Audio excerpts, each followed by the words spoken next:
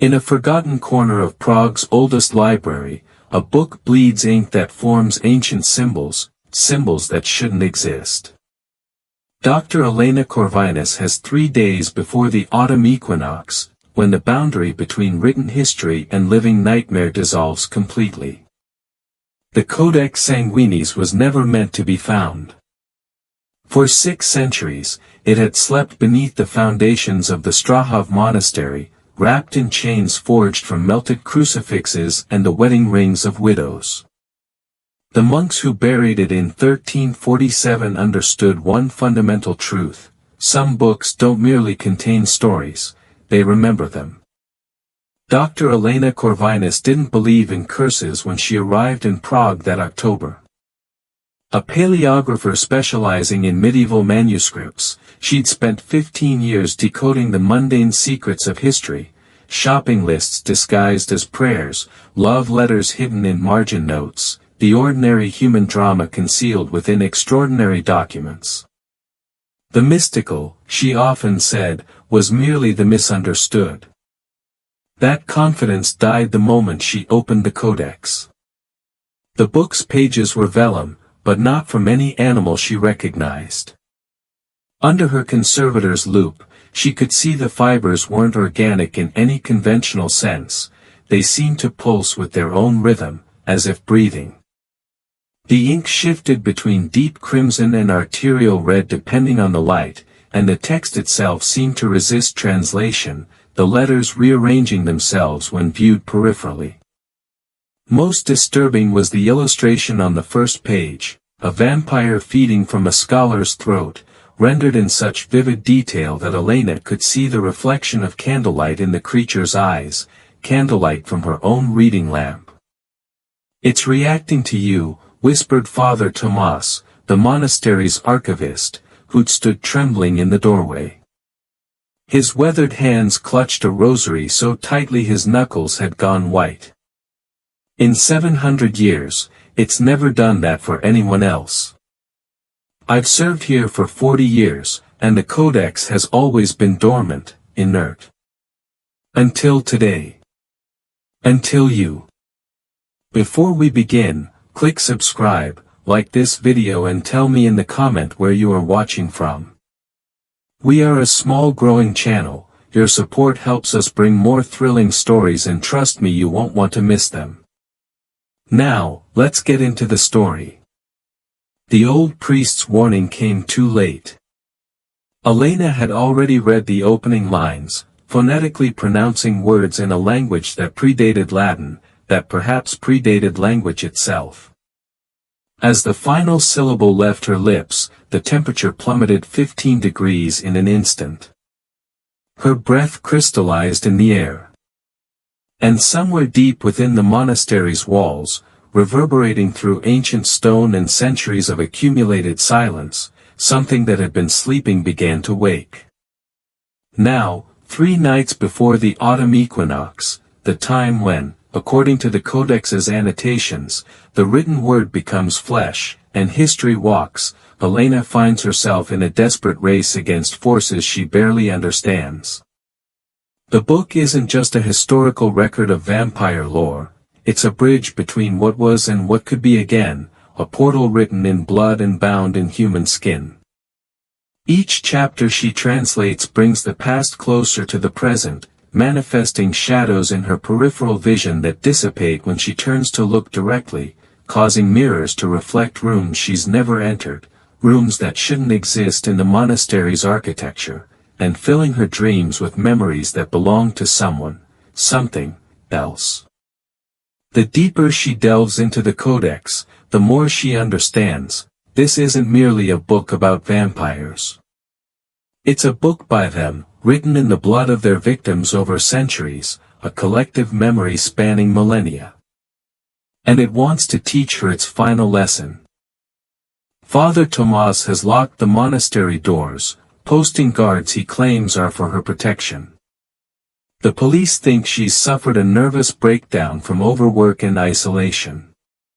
Her colleagues have stopped returning her calls, dismissing her frantic emails as the ravings of academic burnout.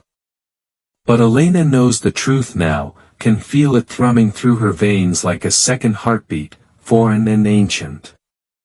The Codex Sanguinis doesn't just document the history of vampires. It creates them. And she's just become the newest chapter. Elena's fingers trembled as she turned the first page of the Codex Sanguinis, ignoring Father Tomas's sharp intake of breath behind her. The conservator's lamp cast pools of golden light across the vellum, revealing illuminations so vivid they seemed three-dimensional, almost holographic in their depth and clarity.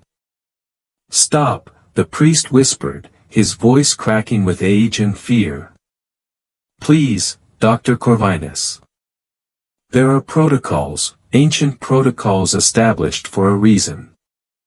This book has guardians, rules that must be observed before." But Elena was already lost in the text. The opening passage was written in a script that shifted between vulgar Latin and something far older, something that predated Rome itself, perhaps Etruscan, perhaps something even more ancient. Yet somehow, impossibly, she could read it. The words seemed to bypass her eyes entirely, imprinting themselves directly onto her consciousness.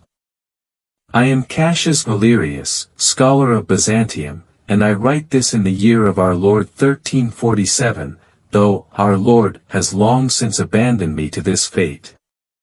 What you hold is not a book but a prison, a confession, and a warning written in the substance of my own damnation. Each word is written in the blood of those who believed knowledge could conquer darkness. They were wrong.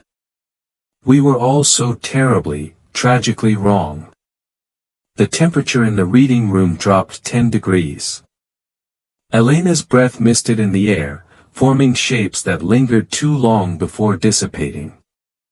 She should have stopped then, should have heeded the way her skin prickled with primal warning, the way her hindbrain screamed at her to run, but the scholar in her, that insatiable hunger for knowledge that had defined her entire adult life, couldn't resist.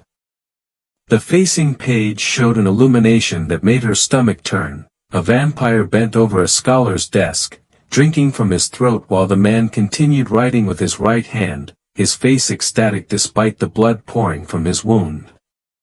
His left hand clutched the vampire's wrist, not in resistance but in embrace. In the background, other scholars lined up willingly, their arms extended, books clutched to their chests like offerings to some dark god of knowledge. "They volunteered," Elena breathed, her voice barely audible. "All the historical sources, every account I've read, they always said vampire victims were unwilling, coerced, hypnotized. But these people. Because this book lies," Father Tomas said, his voice strange and distant, as if speaking from the bottom of a well. "Or perhaps it tells a truth we've spent centuries trying to hide. A truth that's more dangerous than any fiction." Elena looked up at him for the first time since opening the codex. The old priest's face had gone deathly pale, almost translucent in the lamplight, and his eyes, had they always been that shade of amber, almost luminous, like a cat's eyes catching light in the darkness. The Codex Sanguinis was commissioned by the Voivode Dominion, a coven of scholar vampires who believed immortality meant nothing without memory, he continued, his words coming faster now, tumbling over each other. "They recruited the greatest minds of the medieval world, philosophers, theologians, physicians, alchemists, promising them eternal life through their work, immortality through documentation. What they created was something far more dangerous than a simple chronicle." Elena's phone buzzed, shattering the moment. A text from her research assistant, "Marcus, can't reach you for 2 days. Police called. Said monastery reported disturbance. You okay? Please respond ASAP. 2 days. She'd been here for 3 hours, maybe 4 at most. She hadn't called the police. And she'd been alone with Father Tomas since she arrived. You need to leave, the priest said quietly, but he'd positioned himself between Elena and the door, his elderly frame somehow seeming larger, more menacing in the shadows. The codex is awake now. It's been waiting for someone like you, someone with the gift for reading between the words, for seeing what's truly written in the spaces between the letters. In the margin of the page, as Elena watched in horror, a new line of text appeared, forming letter by letter as if written by an invisible hand, the ink gleaming wet and red. Welcome home, daughter of Cassius. We've been expecting you for 7 centuries. Elena fled the reading room, the codex burning like ice against her chest where she'd instinctively clutched it. Father Tomas called after her, but his voice echoed strangely through the corridors, as if coming from both behind and ahead simultaneously, surrounding her from all directions. The monastery's corridors had changed. She'd walked them that morning, simple stone passages lined with centuries-old portraits of forgotten abbots and long-dead scholars. Now they stretched endlessly before her, impossibly long, torchlit despite the electric sconces that should have illuminated them. The painted eyes in the portraits followed her movement, heads turning imperceptibly as she ran past, lips seeming to whisper warnings she couldn't quite hear. She burst into her temporary office and slammed the heavy oak door, sliding the ancient iron bolt home with shaking hands. Only then did she realize she'd stolen the codex. Her hands shook as she laid it on her desk, the leather binding still warm, still pulsing with that rhythmic beat. This is insane, she thought desperately. Heatstroke. Hallucination. Carbon monoxide poisoning. Something in the air of this ancient place. The book opened itself. Not with a bang or dramatic flourish, but with a gentle, almost tender movement, as if opened by a lover's hands. A new chapter revealed itself, one she was certain hadn't existed in her initial examination. The heading read in elegant calligraphy, Cassius Valerius, the first chronicler's testimony. My beloved descendant. If you read these words, then the bloodline has held true across the centuries. 700 years I have waited within these pages, neither alive nor dead, neither damned nor saved, sustained by the very words I penned in my desperate arrogance. I was 43 when the voivode dominion found me, dying of plague in Constantinople's gutters, my body covered in the black buboes that marked God's judgment on our sins. They came to me in my fever dreams, offering salvation, transcribe their history, preserve their lore for eternity, and receive immortality in return. Not as one of them, I was too old, my blood too corrupt with disease, but as something entirely new. The eternal scribe, they called it. The living archive. What fool wouldn't accept? What dying scholar, watching his life's work crumble to dust along with his plague-ridden flesh, wouldn't grasp at such an offer? They bound me to this book with rituals older than Christianity, older than the Roman gods, older perhaps than human civilization itself. My blood became its ink. My memories became its pages. My very soul was transmuted into vellum and binding. And all the vampire lore of the ancient world, their origins in the mists of prehistory, their powers refined through millennia, their weaknesses discovered through painful trial, poured through me onto these pages like wine through a sieve. But magic demands balance. The universe requires payment for such transgressions against nature. To preserve their secrets, I had to trap their souls. Every vampire whose history I recorded became bound to the codex, unable to die, unable to truly live, suspended in the amber of my words. The more I wrote, the more powerful the book became, and the more prisoners it held. Until the voivode realized what I'd created, not a chronicle of their glory, but a phylactery. The book contained their entire species' essence, their collective soul.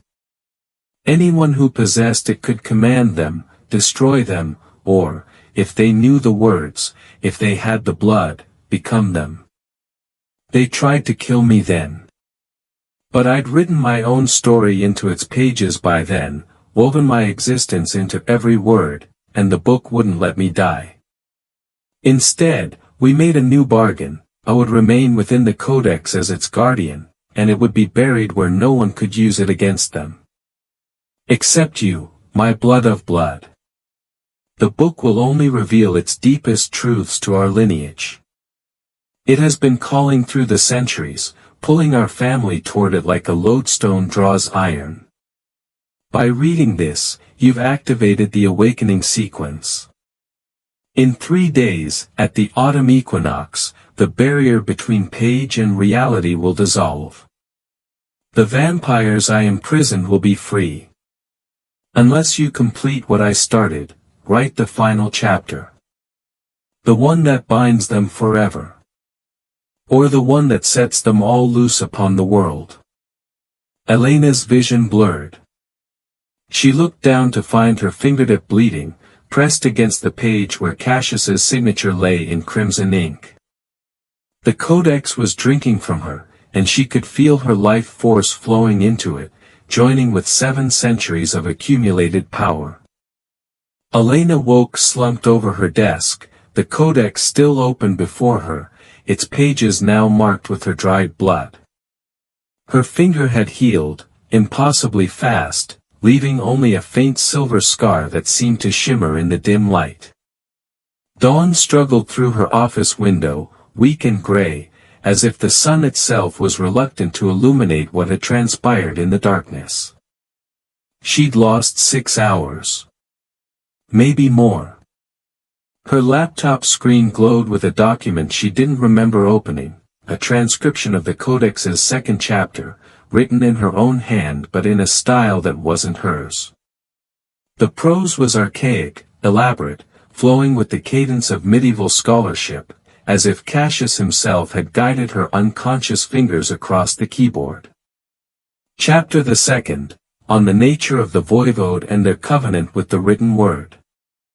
Know that vampires are not made but written into existence. Each requires a scribe to speak their new name thrice under the dark moon, binding them to eternal night through the power of the word.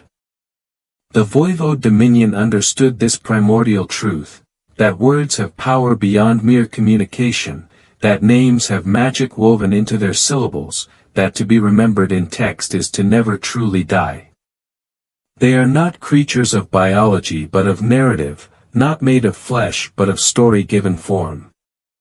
A knock shattered the oppressive silence. Elena slammed the laptop shut and threw her jacket over the codex, her heart hammering against her ribs. Dr. Corvinus? A woman's voice, unfamiliar and professional. Prague Police. Father Tomas called us last night. He's concerned about your well-being, says you may be experiencing some kind of episode. Elena opened the door a crack, keeping the chain fastened. The officer was young, no more than 30, with kind brown eyes and an expression of genuine concern. Behind her, the monastery's corridors looked perfectly normal again, no endless passages, no moving portraits, no torchlight flickering on ancient stone. I'm fine, Elena said, trying to keep her voice steady. Just working late. Deep in research, you know how it can be. Sometimes you lose track of time. The officer smiled, but it didn't reach her eyes. There was something wrong with her expression, something that didn't quite align. Father Tomas says you took a valuable manuscript without proper authorization. The monastery is willing to overlook this if you return it immediately and seek medical evaluation. They're worried about you. Where is Father Tomas now? The officer frowned, touched her earpiece, listened to something Elena couldn't hear. "He's waiting in the chapel. Though." She trailed off, confusion clouding her features. "Though what?" "Nothing. Just a strange feeling. Like I've had this conversation before." She shook her head as if clearing cobwebs. "Have you eaten today, doctor? You look extremely pale. Almost gray." Elena caught her reflection in the office window behind the officer. The woman staring back had dark circles under her eyes like bruises, and her pupils were dilated abnormally wide, the irises ringed with a faint reddish glow that pulsed in time with her heartbeat. Not a reflection. A warning. "I'll eat soon," Elena lied smoothly. "And I'll return the manuscript this afternoon. Thank you for your concern, officer." She closed the door gently and waited, listening as the footsteps retreated down the corridor, counting to 100 before she dared to move. Then she turned back to the codex, and froze in absolute terror. The pages had filled with new text, written in fresh red ink that gleamed wetly in the morning light, as if someone had been writing while she spoke to the officer. Not Cassius's elegant medieval script but dozens of different hands, cramped and desperate, overlapping each other in their urgency. "Don't trust the priest. He is not what he seems. The equinox is a lie. The real ritual happens tonight. We were scholars like you. The voivode promised us immortality through our work. They lied. Look in the margins. We've been leaving warnings for 7 centuries. Why has no one ever seen them?" Elena grabbed her magnifying glass with trembling hands and examined the decorative flourishes she dismissed as typical medieval ornamentation. There, hidden in the elaborate borders and seemingly random decorative elements, were words in microscopic script, thousands upon thousands of them. The victims whose blood became ink are still conscious within the pages. We see through the book's eyes. We hear through its binding. Father Tomas is voivode, the original voivode. He's been waiting for you, for the bloodline to resurface. He orchestrated everything. Run. Run now. Before sunset. They cannot walk in daylight but their servants can. The officer was one of them. Run. Her office door's iron bolt began to glow red-hot, the medieval metal creaking and groaning as something on the other side pulled at it with inhuman strength, the wood around it beginning to splinter. Elena grabbed the codex and her laptop, shoving them into her messenger bag with shaking hands. She wrenched open the window, ignoring the 3-story drop below. The monastery perched on Prague's hillside, below, the city sprawled in morning mist like a watercolor painting. She'd free-climbed worse during her undergraduate days at Oxford. The door exploded inward in a shower of wooden splinters and twisted metal. Father Tomas stood in the doorway, but the kindly old priest was gone, replaced by something ancient and terrible. His eyes blazed amber like the heart of a furnace, and his shadow stretched wrong across the walls, multiplying and fragmenting, spreading like ink spilled across paper. When he smiled, his teeth were too sharp, too many. 7 centuries I've guarded this monastery, maintaining my cover, waiting for the bloodline to resurface, he said, his voice layered with others, dozens of voices speaking in perfect synchronization, male and female, young and old, a chorus of the damned. Your ancestor made us into legends, trapped us in vellum and verse, turned us from the rulers of the night into prisoners of his prose. Did you think we wouldn't recognize his blood when it finally returned to us? Elena stepped backward onto the window ledge, the cold October wind whipping her hair. "You're not getting this book. I don't need to take it from you, child. You'll bring it to us willingly. The codex wants to be completed. It's been incomplete for 7 centuries, waiting for the final chapter. And you want to write it. I can see it in your eyes. The scholar's curse, the need to know, to understand, to document. It will destroy you." Elena didn't waste breath on a reply. She grabbed the drainpipe and slid down, her hands burning on the cold metal. She hit the cobblestone street running, the codex pressed against her ribs like a second heart. Behind her, Father Tomas, no, the voivode, didn't bother with windows or stairs. His shadow flowed down the monastery wall like liquid darkness, reforming at the street level, pursuing her with impossible speed. She ran through Prague's labyrinthine streets as the city woke around her, tourists and locals starting their daily routines, oblivious to the supernatural chase unfolding in their midst.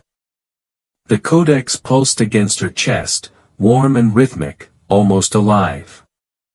In her panic, she barely noticed she was running with preternatural speed, covering blocks in seconds, her breath never growing short, her muscles never tiring or burning with lactic acid. The book was changing her. Feeding her power. Making her something other than human.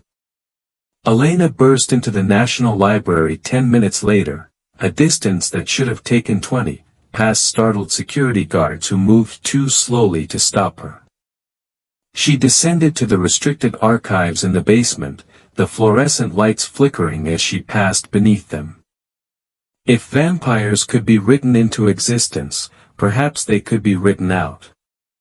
She needed older texts, sources that predated the codex, primordial legends before they'd been codified.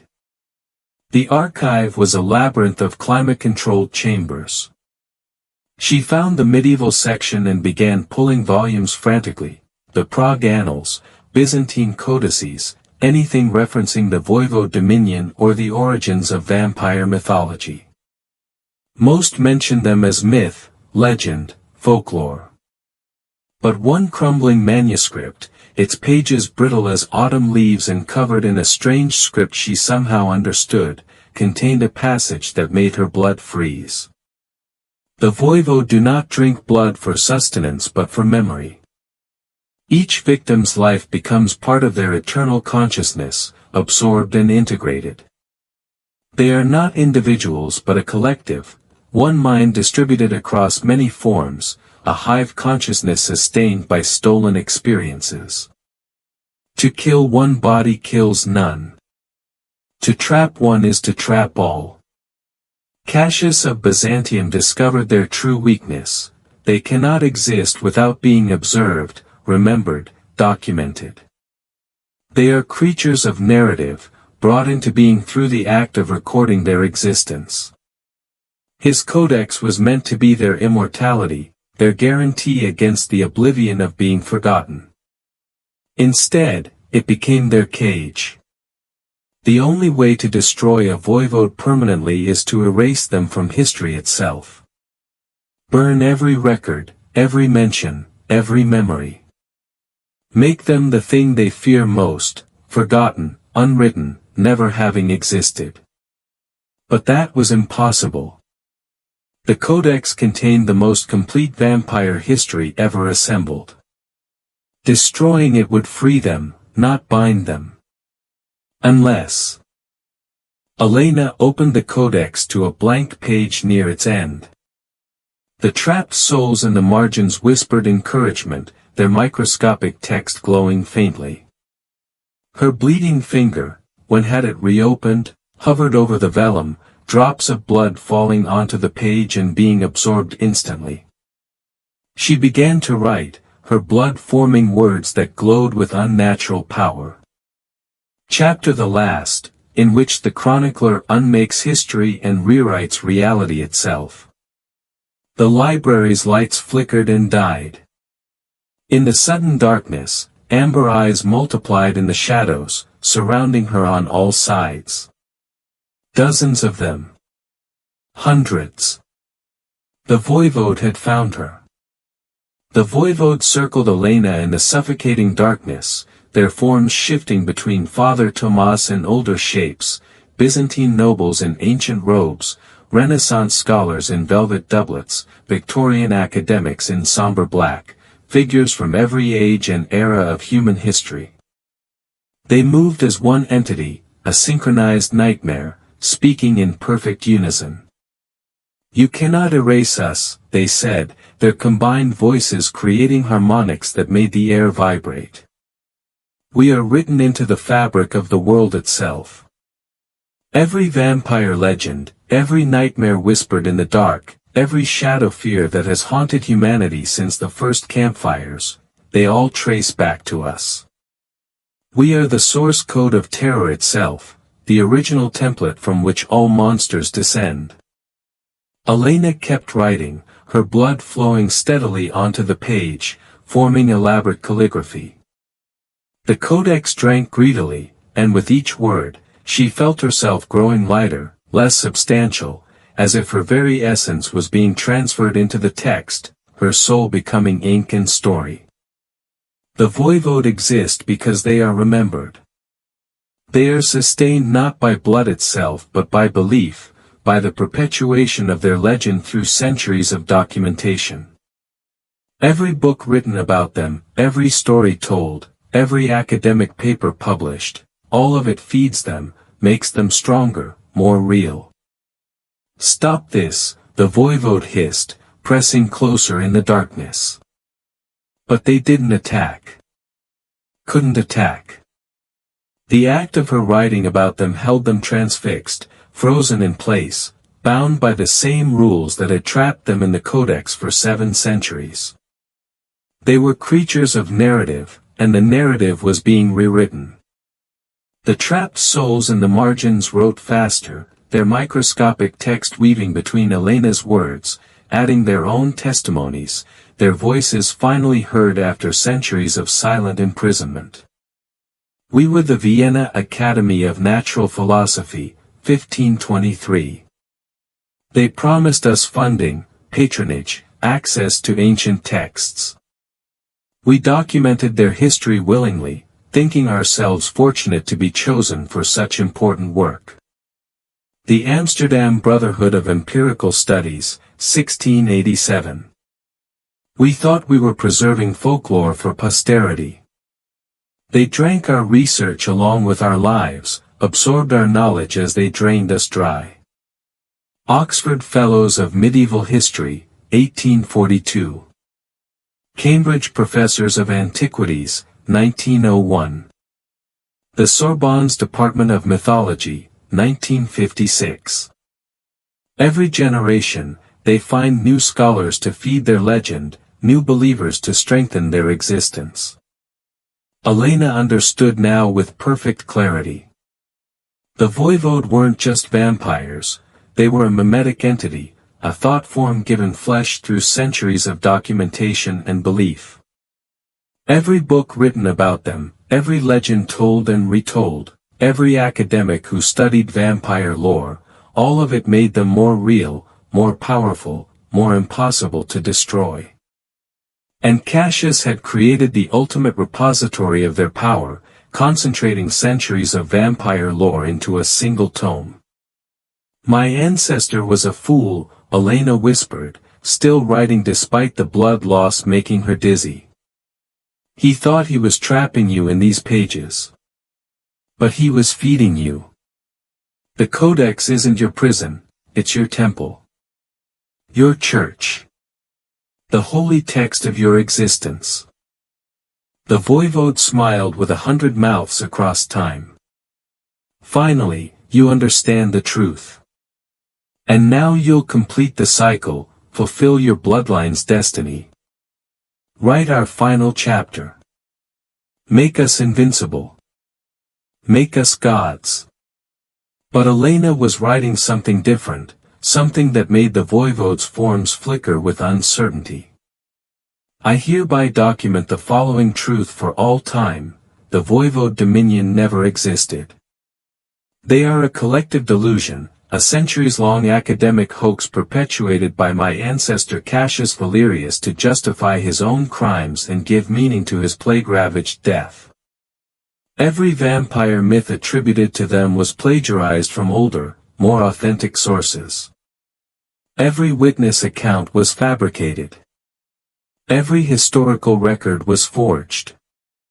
They have no original power, no unique nature, no independent existence. They are nothing but stories, shadows cast by other shadows, and like all stories, they can be revised, rewritten, unmade. The voivode shrieked, a sound like reality itself tearing. Their forms began to flicker and destabilize, fragmenting into contradictory narratives. You can't rewrite history, they roared, their voices losing synchronization, becoming discordant and desperate. We were there. We existed. We are.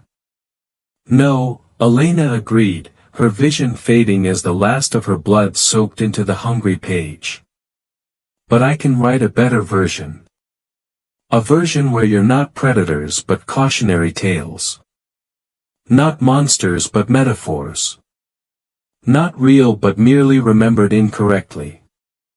She signed her name beside Cassius's 7-century-old signature and felt the codex snap shut with terrifying finality, the sound echoing through the library like a gunshot. The last thing she saw before darkness claimed her completely was the trapped souls in the margins beginning to move, their microscopic text breaking free from the decorative borders, flowing like rivers toward freedom and light, 700 years of imprisoned scholars finally going home. Then nothing.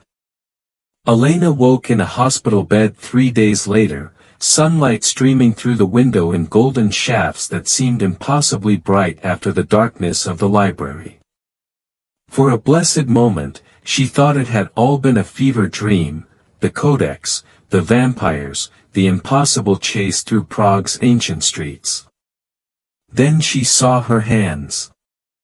The silver scar on her finger had spread dramatically, forming intricate patterns up her wrist and forearm like text written in living metal. The words were in multiple languages, Latin, Greek, ancient Aramaic, and scripts she didn't recognize, all interwoven in an elaborate tapestry. And on the nightstand beside her bed, smaller now and somehow less menacing, sat the Codex Sanguinis. You're awake. Thank God. Marcus, her research assistant, sat in the corner chair, his relief palpable. He looked exhausted, dark circles under his eyes suggesting he'd been keeping vigil. Elena, you've been unconscious for 3 days. They found you in the National Library archives, surrounded by old manuscripts. You'd lost a dangerous amount of blood from a wound on your finger that had somehow kept bleeding. How much of the library is still standing? Elena asked, her voice hoarse from disuse. Marcus frowned, genuinely confused. All of it. Why wouldn't it be? He paused, studying her face. Do you remember what happened? The police said you were investigating some manuscript theft at the Strahov monastery, but when they went back to question Father Tomas, there was no record of any priest by that name ever working there. The current archivist, Sister Marie, has been there for 30 years. She says no one named Tomas has served at the monastery in her entire tenure. Elena's heart raced despite the sedatives in her system. The Codex. That old thing.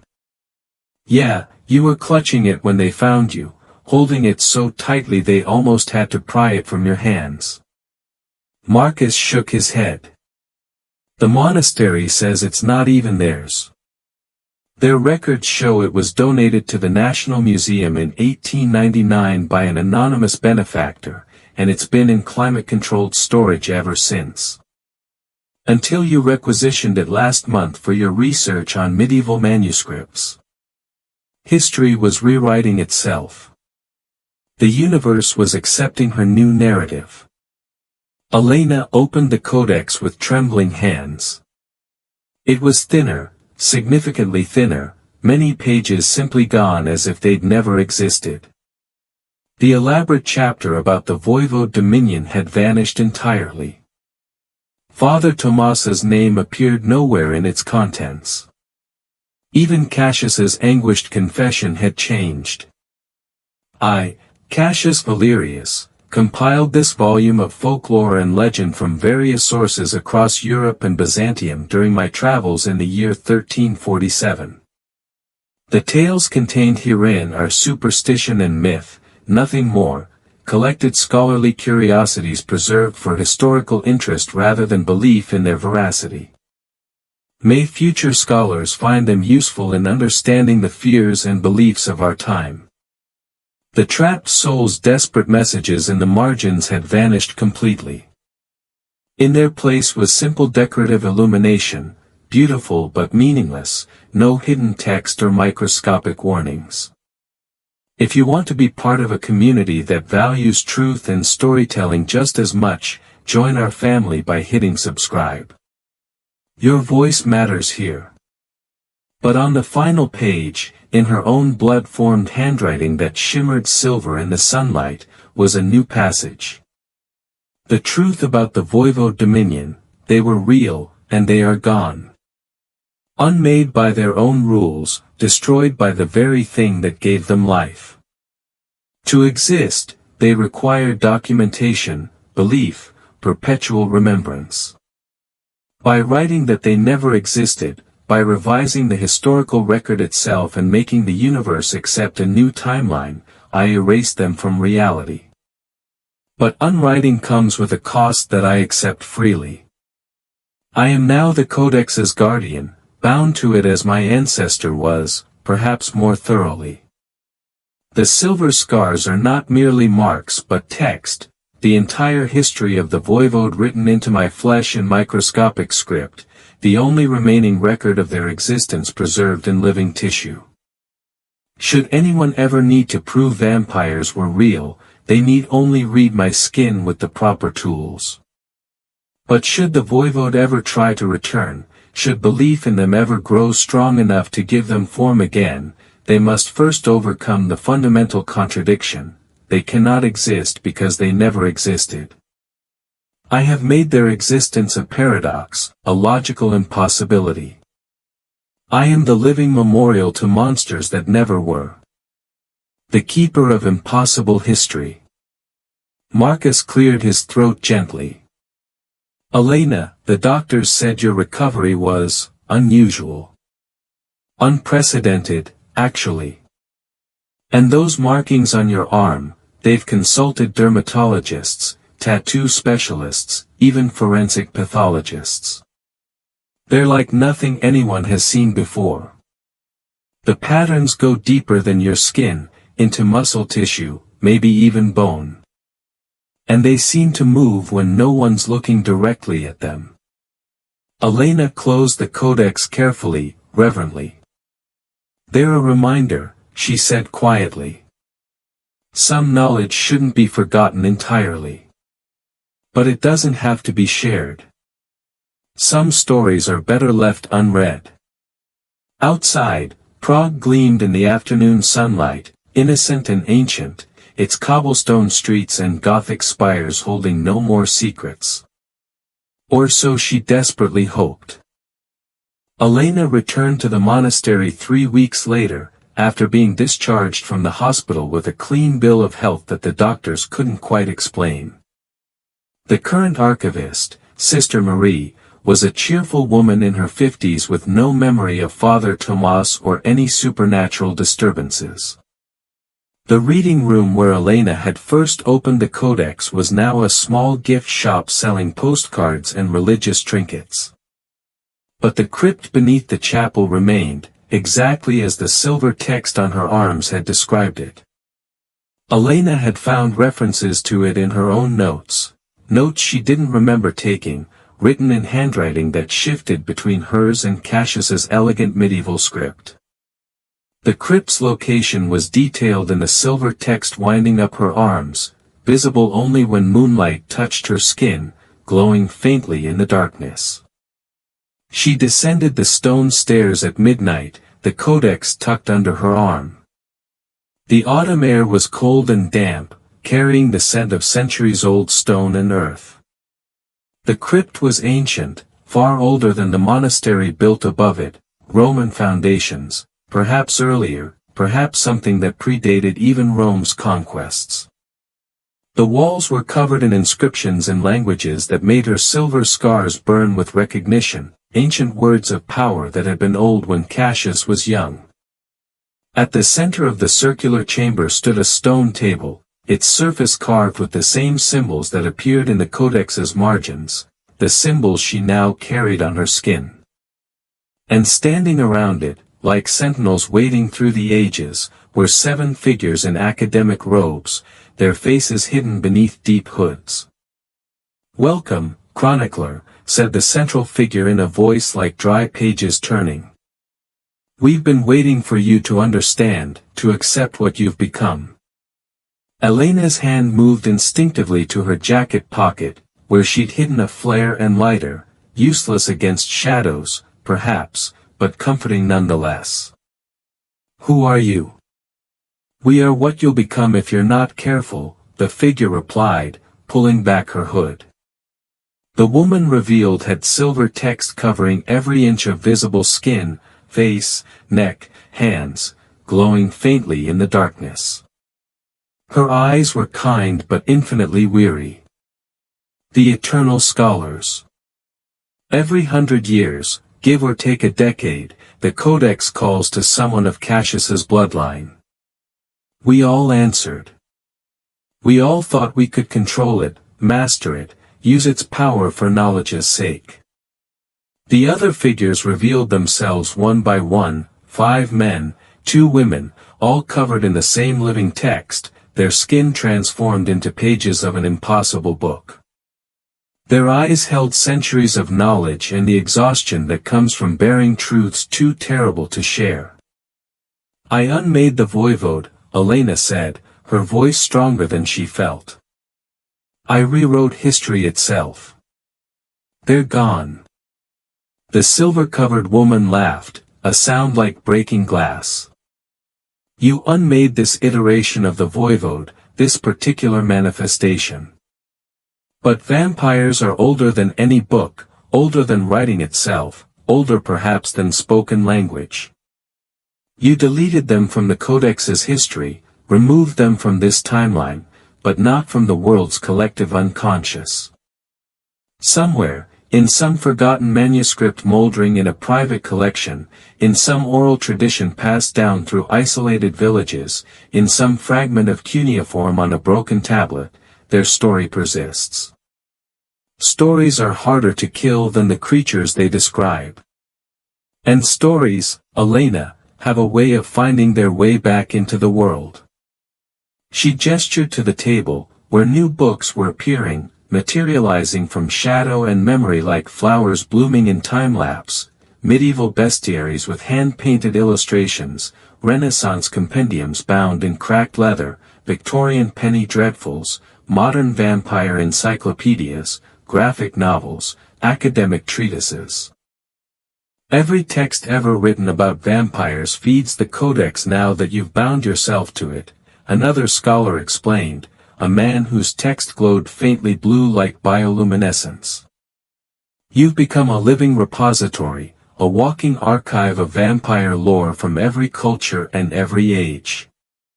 Every story, every legend, every fictional account and historical record, they all flow into you now, into the text written on your flesh. And one day, when enough belief accumulates, when enough stories align, when the narrative reaches critical mass, the voivode will return, Elena finished, feeling the truth of it in her bones. Or something like them. Perhaps something worse, something born from modern fears instead of medieval ones. Unless you do what we couldn't, said another scholar, a woman whose silver scars formed mathematical equations. Complete the great unwriting. Find every vampire text in existence, every manuscript, every book, every digital file, every story passed down orally, and revise them all. Remove vampires from human consciousness entirely. Make them not just forgotten, but impossible to remember. That's impossible, Elena protested. There are thousands of books, millions of stories, countless traditions spread across every culture on Earth. We have time, the first scholar said quietly, extending a scarred hand toward Elena. We're immortal now, bound to the Codex as it's bound to us. We are the Midnight Scholars, guardians of dangerous knowledge, and our work never ends. Centuries stretch before us like empty pages waiting to be filled. She gestured to the others. Each of us tried to destroy the Codex, to end the cycle. But the book is indestructible, it exists in multiple states simultaneously, a quantum text that cannot be unmade. So we became its keepers instead, its jailers, documenting every vampire myth we find and locking them away where they can't infect the world. Join us, Elena. Or spend eternity fighting alone, watching the darkness return again and again, always surprised when the stories you thought you'd killed spring back to life. Elena looked at her silver scars, at the Codex, at the endless books manifesting in the shadows of the crypt. The Midnight Scholars waited patiently, having learned long ago that time meant nothing to those who couldn't die. She had a third option. A desperate, dangerous option that none of them had considered. But she'd need help from something far older than vampires to achieve it. I appreciate the offer, Elena said carefully. But I think there's another way. Elena left the Midnight Scholars and their crypt behind, their warnings echoing in her mind. They were right about one thing, the problem couldn't be solved by destruction or revision alone. Fighting stories with stories was an arms race she couldn't win. She needed to go deeper, to the root of all vampire stories, to the primordial source. She needed to find the first vampire. Or more accurately, the first story of vampires. The silver text on her skin had begun to whisper in quiet moments, revealing secrets the Codex had never fully documented, fragments of prehistory that existed before written language. Before the Voivode, before Cassius, before medieval chronicles and Byzantine accounts, before even the oldest cuneiform tablets, there had been an original. Not a vampire as legend described them, but something else entirely, the UR story, the narrative seed from which all vampire myths had grown. Elena's research led her on a 3-week journey across Eastern Europe, to Romania's Carpathian Mountains, following folklore and intuition in equal measure. She traveled to caves that predated human civilization, ancient places where Neolithic peoples had gathered, where the first storytellers had spoken to firelit audiences. In a cavern deep beneath the mountain, accessible only through a network of narrow passages that seemed designed to discourage entry, she found what she was seeking, petroglyphs older than writing, older than agriculture, perhaps as old as language itself. Figures painted in ochre and charcoal showed humans drinking from one another, circles representing the eternal cycle of life and death, and at the center, a symbol that matched the one on the Codex's cover, a symbol her silver scars had been forming without her conscious knowledge. You've come far, daughter of Cassius. Descendant of the bloodline. The voice came from everywhere and nowhere, reverberating through the cave like the echo of ancient drums. The shadows in the corners coalesced slowly, gathering substance, forming into a figure, neither male nor female, neither young nor old, shifting between forms like water taking the shape of its container. Their eyes were pools of absolute darkness, and when they moved through a shaft of light from Elena's headlamp, she saw the truth with her scholar's eye. They cast no reflection on the cave's wet stones, left no footprints in the dust. "You're the first," Elena breathed, understanding flooding through her. "I am what remains of the first story, the being corrected," their voice layered with the whispers of 10,000 generations. Humanity's original fear given form and purpose. Before language had grammar, before stories had structure, your ancestors gathered around fires in caves like this one and told tales of the darkness beyond the light. Of things that hunted in that darkness, that drank life essence, that couldn't be killed by normal means. They made me through their fear and their wonder and their need to explain death. I am the story they told to make sense of mortality. The voivode, Elena began, were pale imitations, fractured pieces of me that gained enough independent existence to become their own entities, the first story interrupted. When stories are retold often enough, they mutate, evolve, speciate like living organisms. The voivode were one evolutionary branch of the vampire myth, sophisticated, civilized, intellectual. But there have been others, the pharaoh revenants of Slavic folklore, the psychic vampires of Asian tradition, the blood-drinking demons of pre-Columbian America. All children of the first story, all echoes of me. They moved closer, and Elena felt the temperature drop, felt her breath mist in the ancient air. When Cassius bound the voivode to his codex, he unknowingly created a system that could generate infinite variations, trap infinite iterations. You tried to unmake them by rewriting history, but you can't unmake a story that serves a fundamental human purpose. Elena's silver scars blazed with sudden understanding, the text rearranging itself on her skin. Humanity needs vampires. We need the fear they represent. Humanity needs death made tangible, the first story agreed. Something to explain the darkness inside and outside yourselves, to justify the light you cling to give shape to the formless terror of non-existence. Take that away, truly erase it from the collective unconscious, and the human psyche fills the void with something worse, something without rules, without weaknesses, without the redemptive possibility that monsters can be understood and overcome. The first story circled her like a professor lecturing a promising student. But you, chronicler, have discovered something your ancestor and the Midnight Scholars never understood. The Codex's true purpose was never to imprison vampires or simply catalog them. It was meant to control the narrative, to be the authoritative text that defines what vampires are and are not. To ensure that vampire stories remain stories, frightening but manageable, mythical but not metaphysically dangerous. Elena pulled the codex from her bag, opening it to the final blank pages that seemed to multiply the more she needed them. Then I need to write something new. Not an unwriting that creates a void, but a rewriting that transforms the narrative.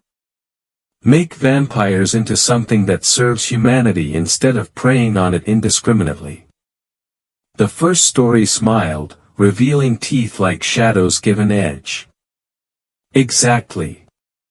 The story cannot be erased, but it can be revised, redirected, reimagined. But such a fundamental revision requires immense power, power I can offer, for a price. Blood, yes, but more than that. Memory. Identity. The essence of who you are.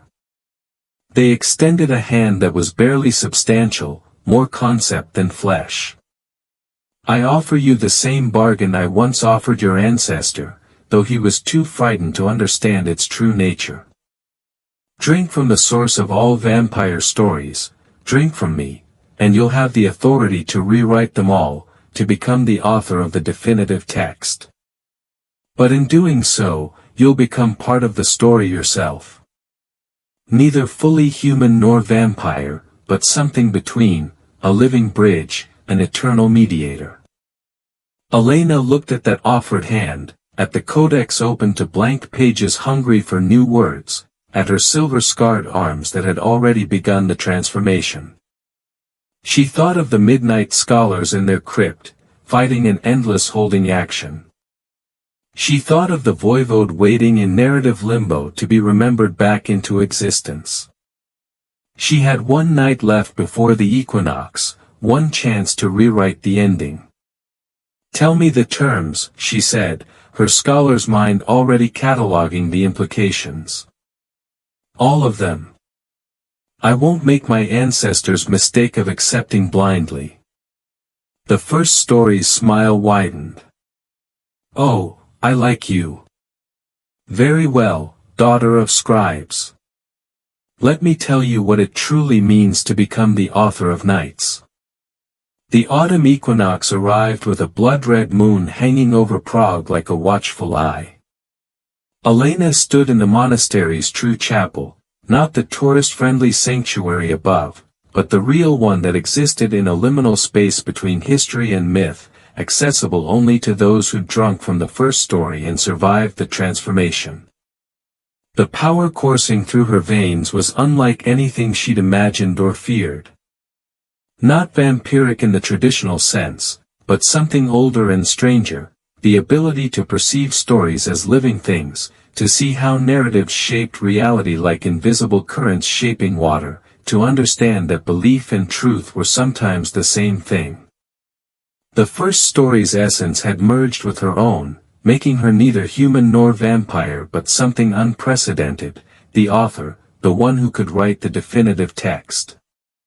The midnight scholars had gathered, drawn by the equinox's pull and by the seismic shift in the narrative fabric they'd all learned to sense. The voivode, too, were returning despite Elena's unwriting, seeping back into existence through the cracks in reality, reforming from every forgotten footnote and half-remembered legend, proving the first story's warning correct: you cannot truly erase an archetypal fear. "It's too late," said the silver-covered woman, her voice resigned after centuries of fighting. "They're coming back stronger than before. Your unwriting just made them hungry.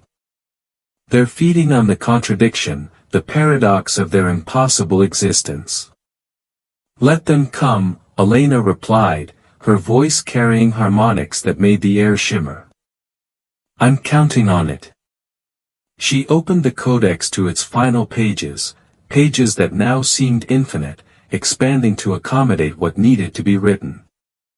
She began with blood, yes, but also with the essence the first story had given her, the power to write changes into reality itself, to author new myths that the universe would accept as truth.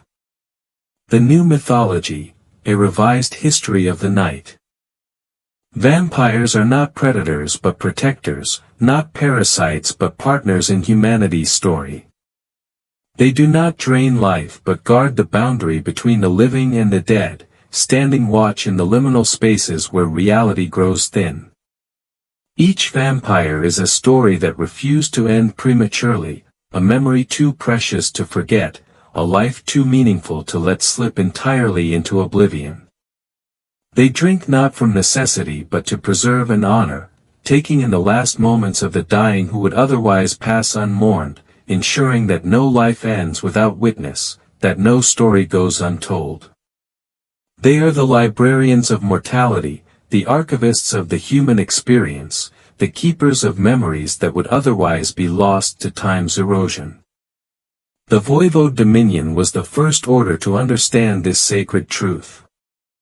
They bound themselves to the codex not as prisoners but as guardians of a profound compact, protecting humanity from something far worse than death, the absolute oblivion of being forgotten, the horror of a life that leaves no ripple, no mark, no story to outlive the flash. This is the truth that Cassius Valerius discovered too late, the truth I now inscribe as the author of Nights. Vampires and humans are symbiotic species, two halves of a larger whole. We tell their stories and they preserve ours. Together, we defeat the only true enemy, the silence that comes when all stories end, the heat death of meaning itself. As she wrote, reality rippled like a pond disturbed by a stone. The voivode manifesting in the chapel stopped their reformation, their forms stabilizing but transforming fundamentally. The predatory hunger in their eyes shifted, transmuted into something else entirely: purpose, nobility, sacred duty. Father Tomas, yes, he existed again, but remade by the new narrative, stepped forward, his form solid and real but changed. He was no longer a monster hiding behind a priest's collar but something approaching the divine. What have you done, author? I've given your story a new ending that's also a new beginning, Elena said, closing the codex with finality. The silver text on her skin blazed once, then settled into a gentle glow that would mark her forever.